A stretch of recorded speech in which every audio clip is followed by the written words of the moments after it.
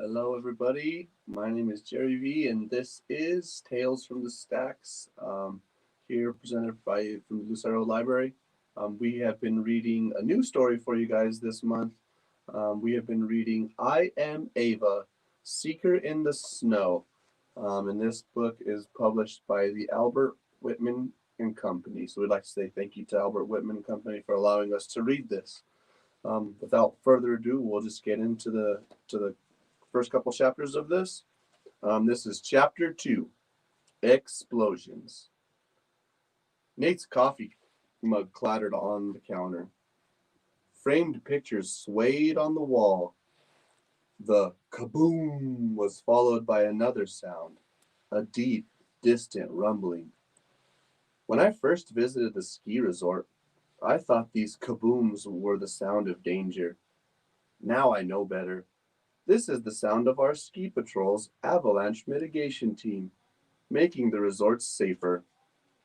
The team members are trained to use explosives.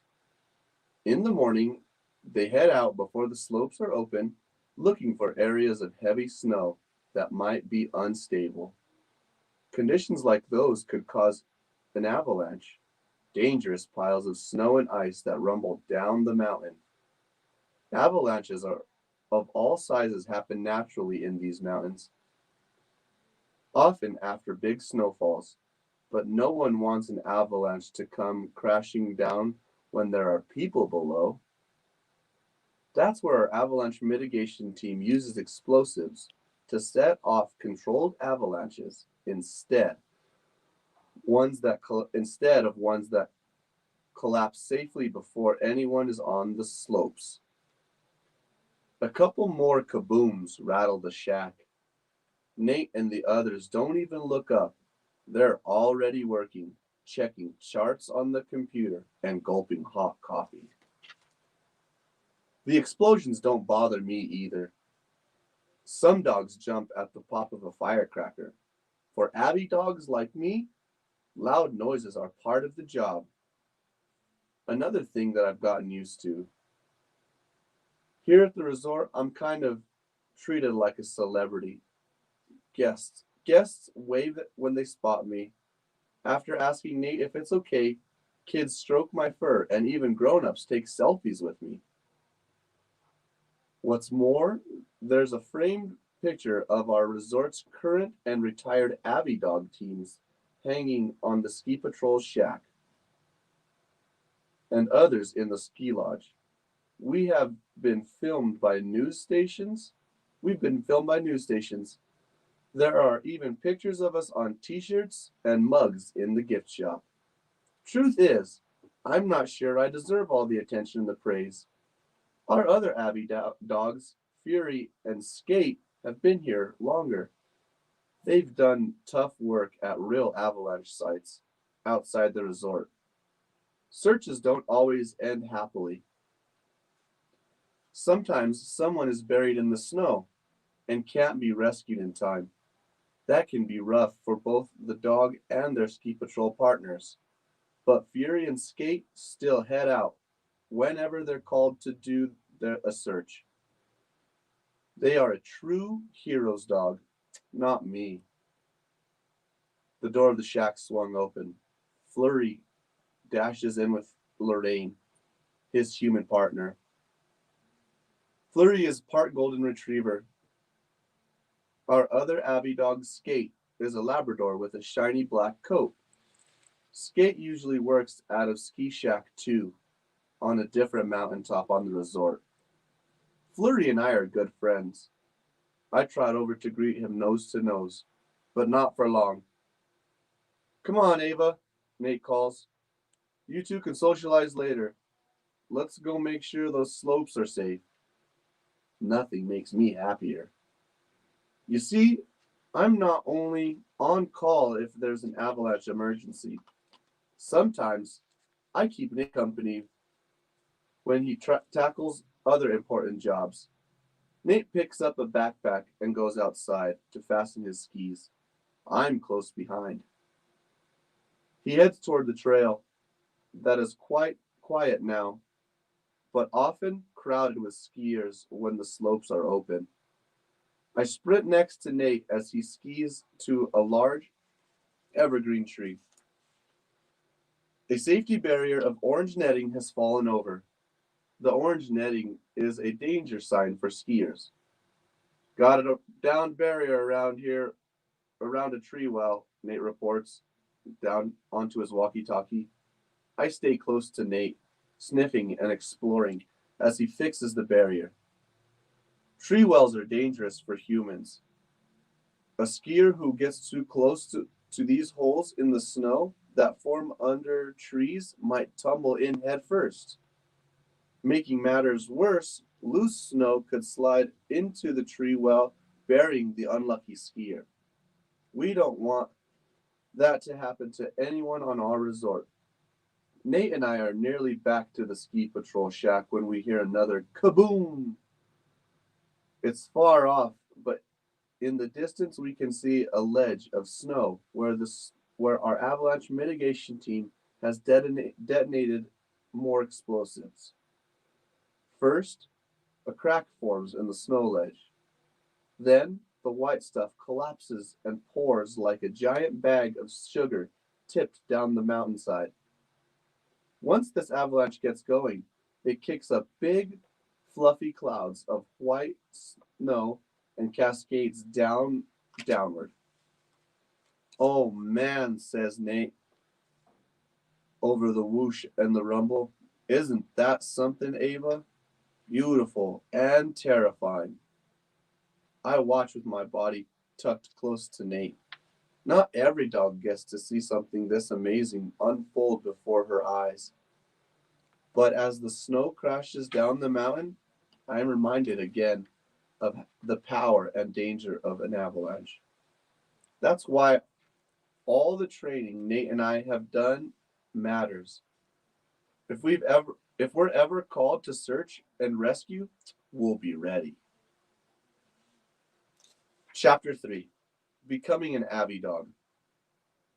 You may wonder how I got started with such a great job.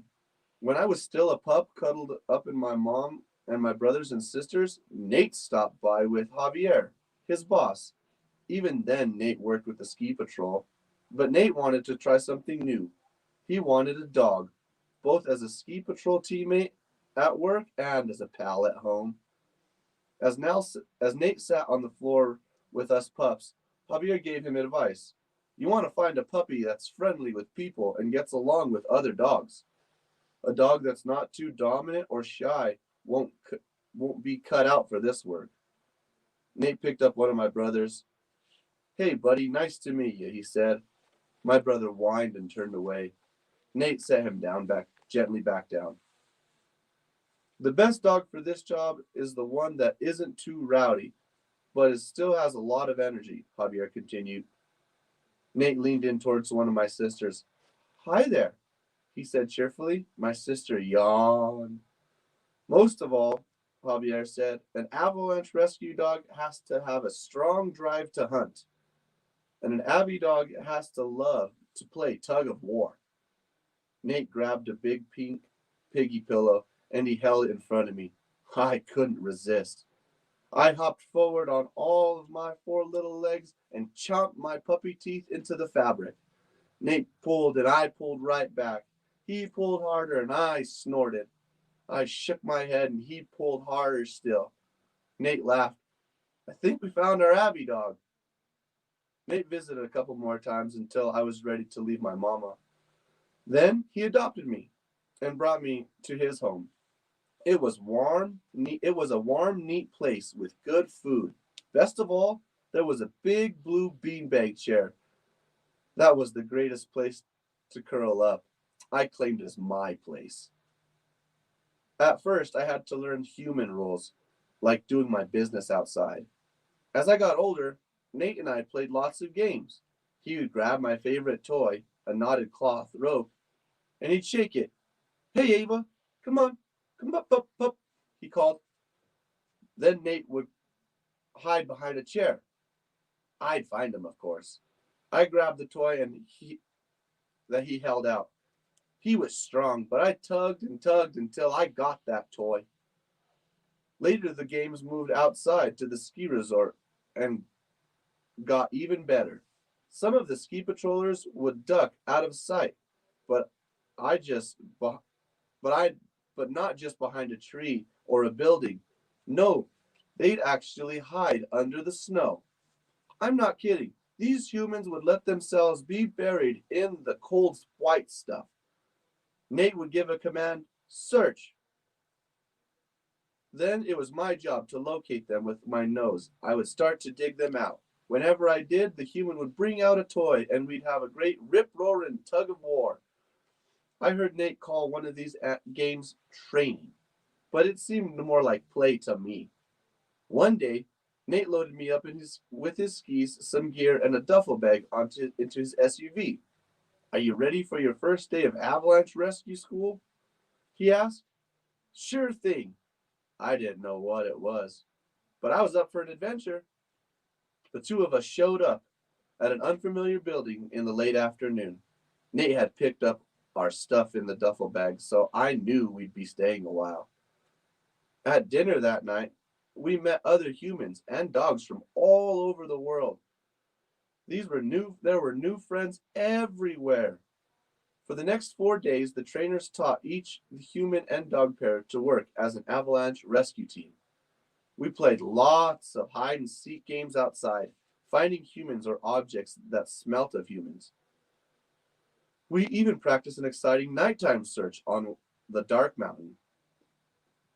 Ava has good instincts, one of the trainers told Nate that night. I learned that meant that I didn't run off after birds or squirrels while doing the search.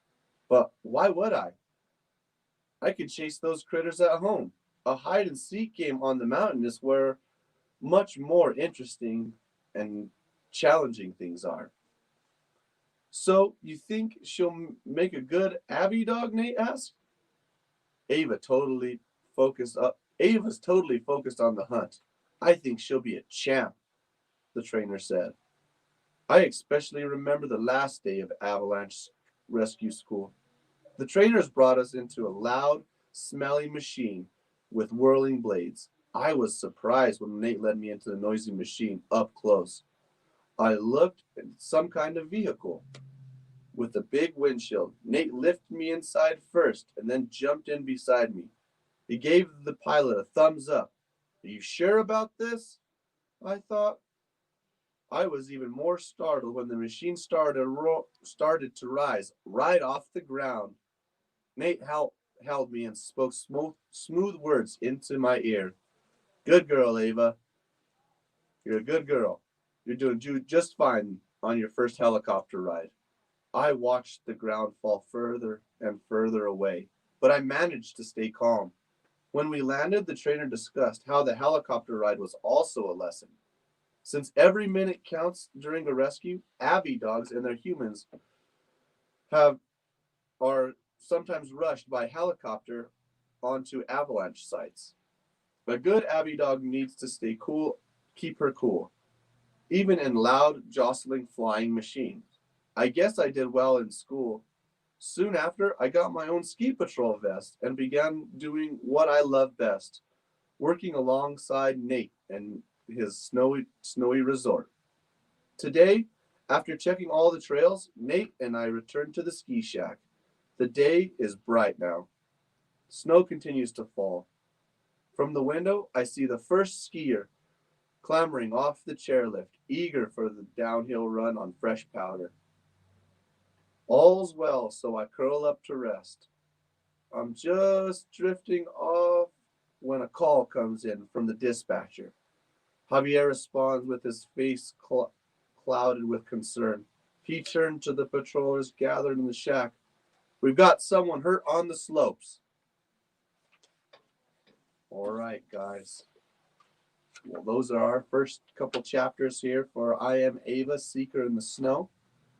These are true stories from dogs who do actual work. So if you guys like these kind of stories, there's more at the library PCCLD. There's some here at the Lucero branch if you want to come get one. We hope you guys are doing well. Hope you guys are doing safe. We miss you. Don't forget to wear your mask and tune in for another exciting episode from the Tales from the Stacks next week. Peace out.